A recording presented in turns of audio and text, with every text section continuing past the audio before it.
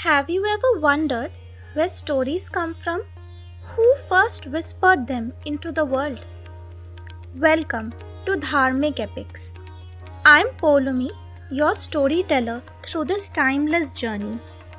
You're listening to Season 1, the Mahābhārata Saga, and this is Episode 1, The Birth of a Story. Here, we travel into the heart of India's greatest epic, a tale woven from devotion, war, love, and fate. But before we meet the heroes of Hastinapur, before kingdoms rise and fall, we must step into the stillness that came before the beginning, when a story first asked to be told. Long before there was the clash of chariots or the thunder of conch shells, there was silence. A silence vast and ancient as the forest that held it. Naimisha Aranya. They say that in this forest, time itself moves differently. A moment there equals an age elsewhere. Perhaps that is why sages gathered there, to escape the turning of the world and to listen for what lies beyond words. Dawn had just begun to bloom. Golden light poured through the trees, spilling over the circle of ascetics seated around a sacred fire. Their hair shone silver, their eyes deep with years of meditation. They had come not to conquer or to preach, but to remember. At the center sat Shaunaka Rishi, the elder of them all. His voice calm, his presence steady like a mountain at sunrise. He lifted his head and spoke. Let us once again hear the story of our people. The story of duty and desire, of love and of loss. The story of Bharat, the Mahābhārata. From among the circle rose a man with kind eyes and a weathered face. Ugrashrava Sauti, son of Loma Harshana, descendant of the Suta lineage, keepers of tales, guardians of memory. He bowed low to the fire, to the earth, and to the gathered sages. It was said that his father had once heard this tale from the sage Vaishampayana, who had heard it from Vyāsa himself, the great seer who wove this vast ocean of stories into verse. And so, through generations of listening and retelling, the sacred story had flowed, like a river that remembers every shore it ever touched. The forest fell silent. Even the wind seemed to wait. No bird stirred, no leaf trembled. In that moment, it was as if the entire world leaned closer, hoping to catch the first word. Every great story begins with a breath, a single whisper that passes from heart to heart across ages and lifetimes. In that stillness, Sauti took a deep breath. His voice, when it came, carried the weight of countless generations. He spoke of the sage Vyāsa, the island-born seer who felt the ache of knowledge unspoken, who longed to give the wisdom of the Vedas a human form, a story that would live in the hearts of all who heard it. He spoke of the divine scribe, of words that could shape destiny, of truths so vast that even gods pause to listen. But that is a story we will enter soon. For now, we linger here, in the dawn light of the forest, where the air shimmers with expectation, and the fire hums softly to itself. The sages lean forward. Their minds are still, their hearts open. And the first storyteller clears his throat, ready to awaken the memory of the world.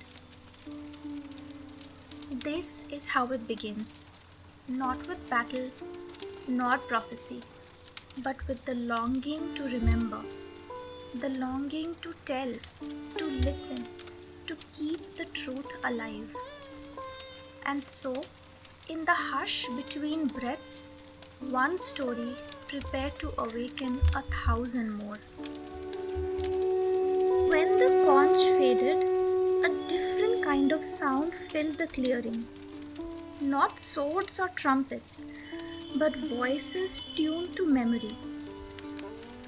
Around a sacred fire, men and women sat in a wide circle. Their faces were many kinds of weather, calm as still water, lined like riverbeds, bright as polished bronze. They were rishis, sages and seers who listened to the world and answered with wisdom.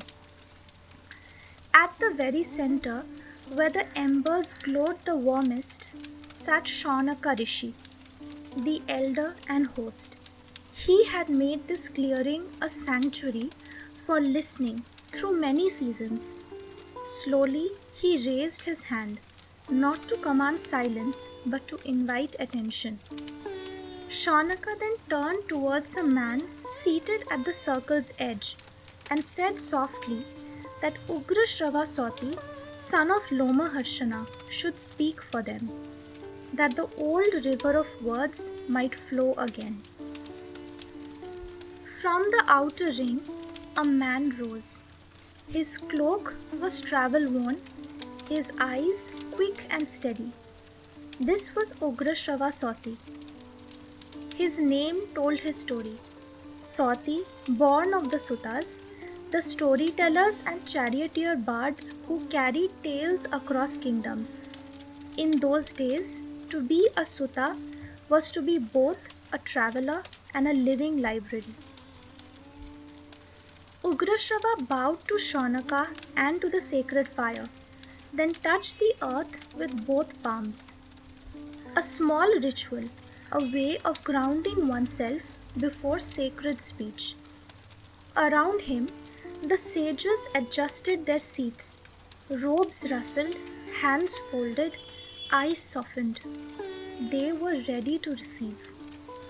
Stories in this circle were treated like offerings. To tell was to give. To listen was to accept. The fire took every word as if it were a spice. Each syllable a pinch of something hot and meaningful. Listening here was not pastime, it was devotion. When Ugrashrava began to speak, his voice was not loud. It was the sound of water finding its bed, calm, certain, and clear. He said, I heard this story from my father. He heard it from the sage Vaishampayana. He heard it from Vyāsa. And Vyāsa heard it from the hearts of men and the breath of the world. That single sentence folded time. Within it lived the laughter of a child from years ago, the echo of a king's decree, the song of a woman by a distant river. The story he carried was not just told, it was inherited. It reached backward through generations, gathering all who had ever listened, ever remembered. You should know these names, for they form the spine of what follows. Vyāsa, the great composer who gathered the sacred knowledge. Vaishampayana, the elder who first recited this epic at a royal sacrifice. And Ugrashrava Sauti, the bard now carrying that same story into this forest clearing. In this tradition, names are threads that tie one voice to the next. One of the older sages, his beard as white as river foam, leaned forward and asked quietly if the tale had changed since they last heard it. Ugrashrava smiled and answered gently that every telling alters the riverbanks a little, a new stone, a new curve, but the river's heart stays the same. This, after all, is the way of it. Stories live like rivers, shaped by stones and seasons, yet always flowing towards the sea of meaning. Every listener becomes part of that shaping. Each question, each silence, each heartbeat folds into the next retelling. As Ugrashrava spoke, the circle itself seemed to widen beyond the forest. The trees leaned back, and the sky above felt open, listening. It was as if this single fire were a spark in a great network of fires, stretching across time and land, connecting every storyteller who ever spoke these words. And somewhere, far away, on an island where a river split the earth in two, a man named Vyāsa sat thinking with a heavy heart. The same Vyāsa whose breath had once given birth to these words. We move now, not to interrupt the story, but to see the beginning of its birth. As Sauti's voice found rhythm, time itself began to bend, carrying us towards the one who dreamed this tale. Far from the quiet of Naimisha, across plains and low hills, an island lay within a broad, slow river. It was here, between water and sky, that Krishna Dvaipayana, the man who we know as Vyāsa, sat with a heavy mind and a restless heart. They gave him many names. Vyāsa means the compiler, the one who gathers and arranges knowledge. He had already organized the Vedas, the sacred hymns, yet he still felt something unfinished. Those holy words lived in his mind like stars in a night sky, too distant to touch. He longed to bring them closer, to shape them into something human, part story, part truth, part memory. Something that ordinary people could carry in their hearts. Vyāsa was neither young nor old. He had watched kings rise and fall like summer floods. He knew the ways of gods and the flaws of men.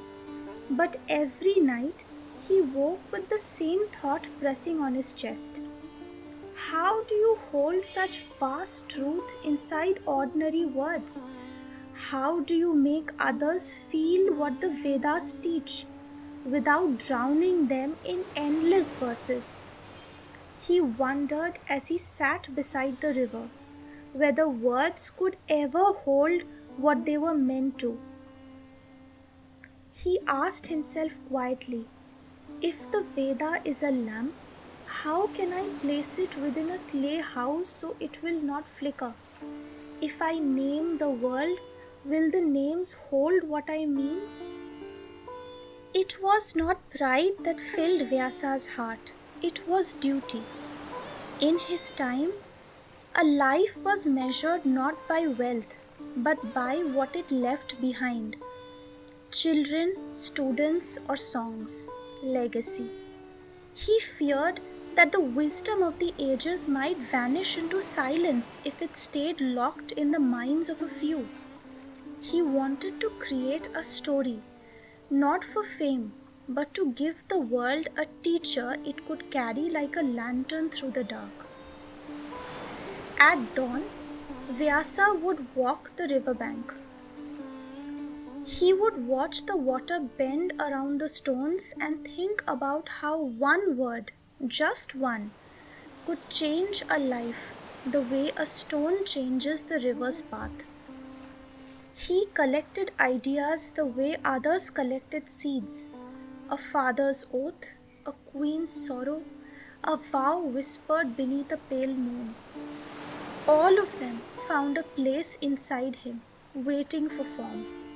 But stories, like seeds, need more than one hand. A story that aims at truth needs a listener and a scribe. Someone steady, swift, and fearless enough to capture the flow of thought before it vanished. Vyāsa needed a pen that could catch lightning. So he prayed, not for riches nor praise, but for a partner in the act of creation. He asked the river to carry his wish, the sky to echo it, the trees to whisper it onward. His prayer was simple and urgent. He thought, who will write when my mind outruns my tongue? Who will hold the thought while I form the next line? Send me a hand that does not tire. In these old stories, prayers move faster than sound. They leap across forests, slide between mountains, and find their way to divine ears. Vyasa's prayer rode the river of the world. It crossed fields and clouds, brushed through the forest of Naimisha, and drifted towards that space where the borders between gods and men begin to blur. And yet, his longing was deeply human. A teacher in search of a student, a musician without a drummer, a weaver with thread but no loom. All he wanted was to see his thoughts take form, something others could hold, recite, and pass on long after he was gone. Vyāsa knelt at the river's edge and watched his reflection tremble onto the moving surface.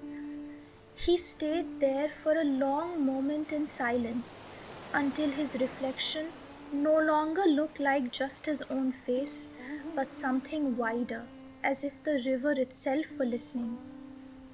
Then he sat very still and let the weight of all he knew, the names, the vows, the griefs of humankind, settle in his chest. In that stillness, something began to change.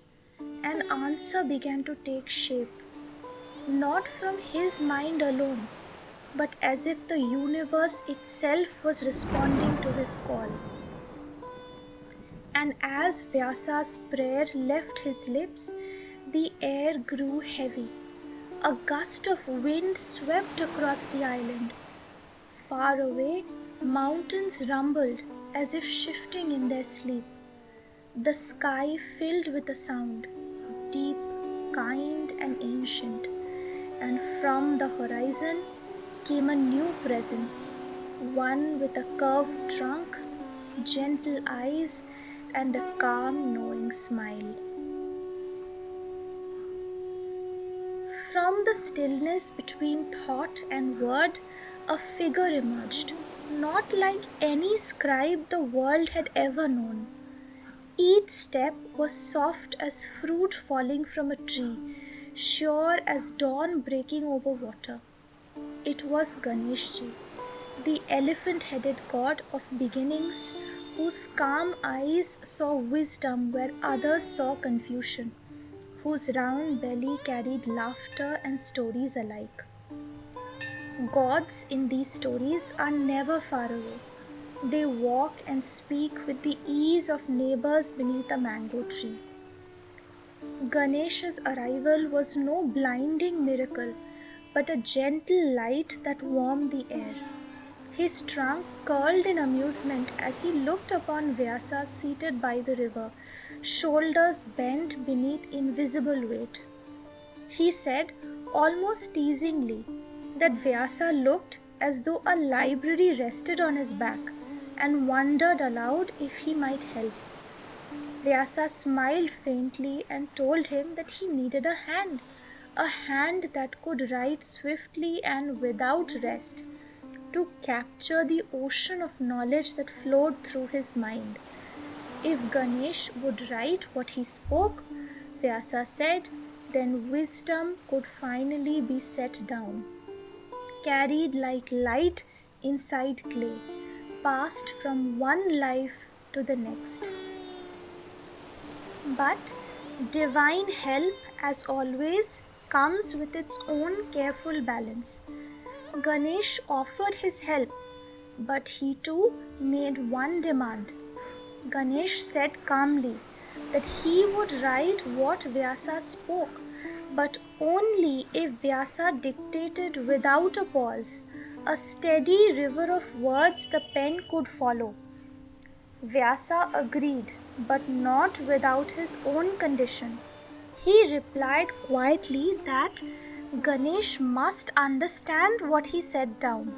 He would not have meaning turned into empty marks on a leaf, and when Vyāsa needed a breath, he would sometimes weave a deliberately difficult line, a riddle inside a verse, that forced the scribe to slow, think, and meet the meaning.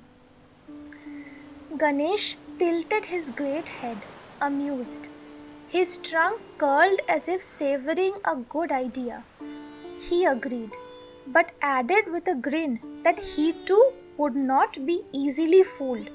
If the riddle was just a trick to stall for time, he would insist that Vyāsa continue without delay.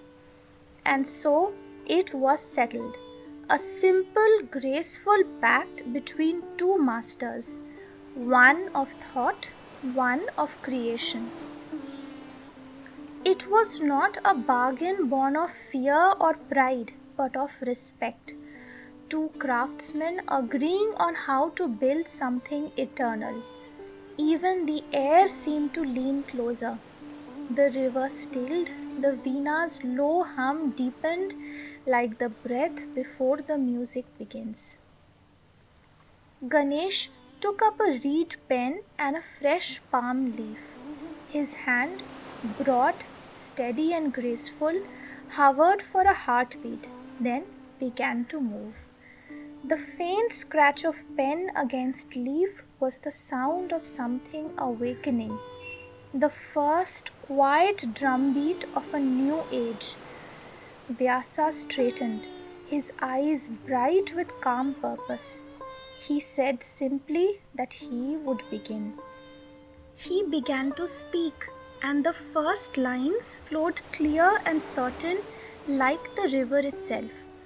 Not many words, but each heavy with meaning.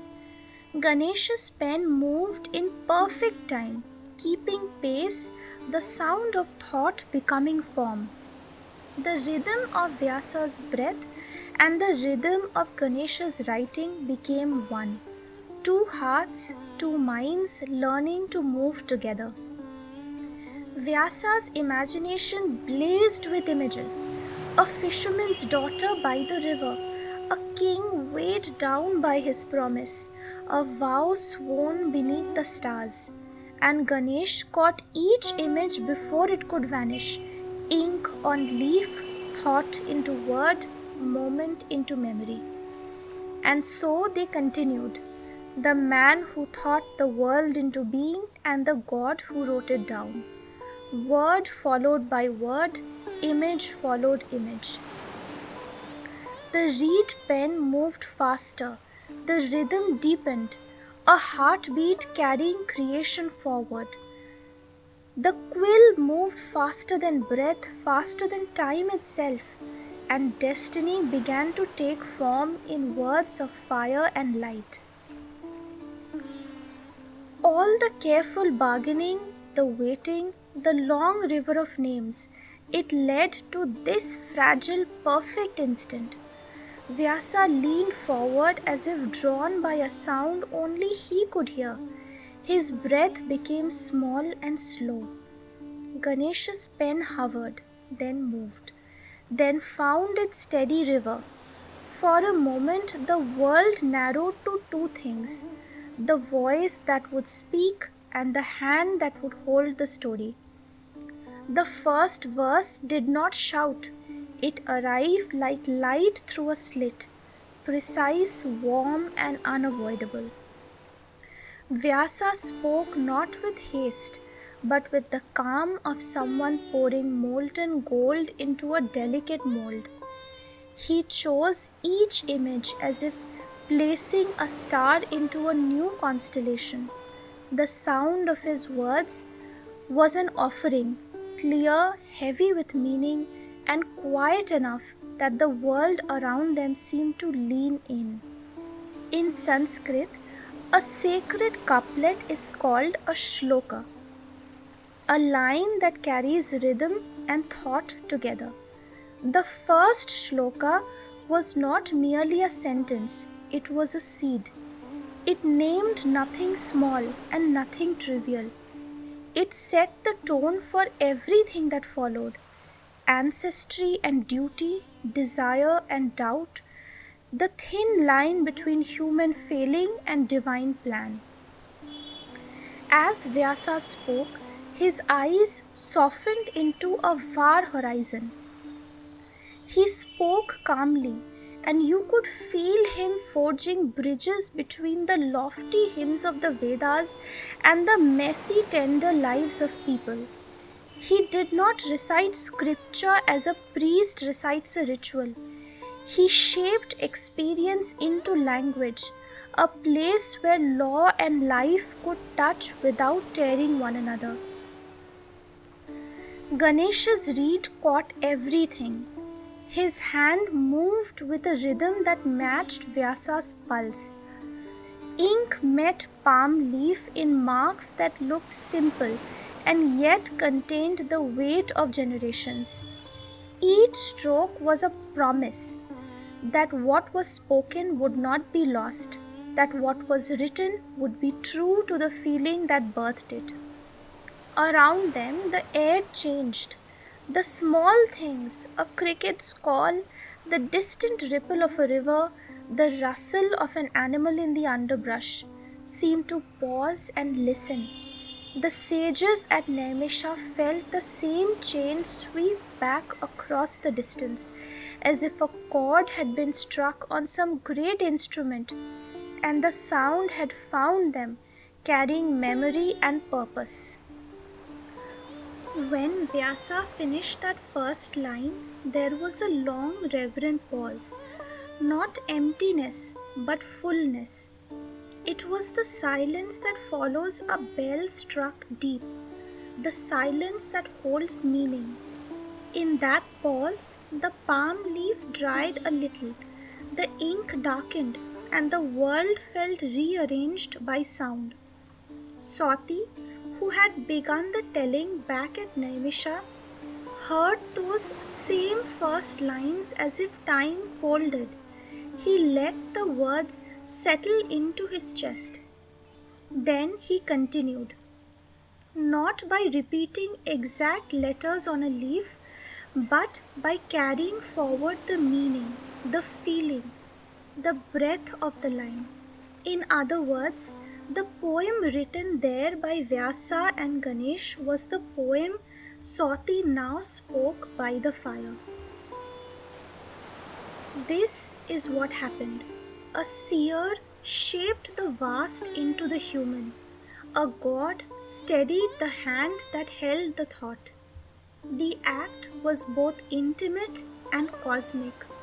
It was a private exchange, two beings crafting a sentence, and simultaneously a hinge on which many lives would turn.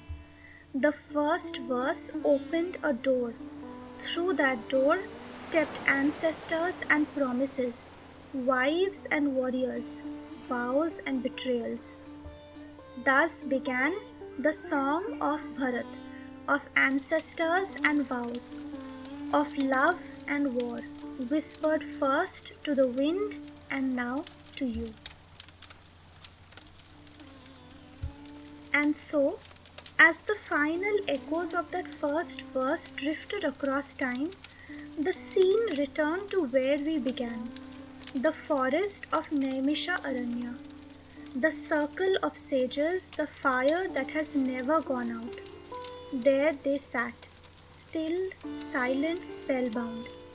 The flames trembled, reflecting in their eyes like small suns. Around them, dawn crept through the trees, soft and golden, touching the edges of robes and faces. The air itself seemed to hold its breath, tasting the new story that had just been born. At the center, Ugrashrava Sauti looked up from the sacred fire. His voice was steady, reverent, the kind of voice that knows it is carrying more than sound. He said that this story, the Mahābhārata, the tale of Bharat's descendants, would travel like fragrance carried by the wind. He said that kingdoms would fall, languages would change, mountains would crumble, but the story would remain, because truth clings not to stone or crown, but to the breath that passes it on. And so the sages listened, their faces lit by both fire and understanding. Each of them knew that they were witnesses to something greater than a tale of kings and wars. They were hearing the pulse of the world, the same pulse that beats in every heart that wonders, loves, and seeks. In the hush that followed, the forest seemed to exhale. Even the fire quieted to a low, steady rhythm. The first word had been spoken, the story had awoken, and destiny, patient, vast, and listening, leaned closer. This is only the beginning. The story will now step into human lives and royal halls. Next, we follow a king by a sacred river, a goddess who moves like water, and a fisherman's daughter whose scent will change a throne. We will meet Shantanu, the river goddess Ganga, and Satyavati, and hear how a vow from Devavrat, later called Bhishma, will bind the fate of a kingdom. If you enjoyed this opening, follow or subscribe so you don't miss the next chapter of Dharmic epics, the Mahābhārata Saga. Until then, may your days be filled with wonder and your nights with stories that remind you the oldest truths are the ones still being told.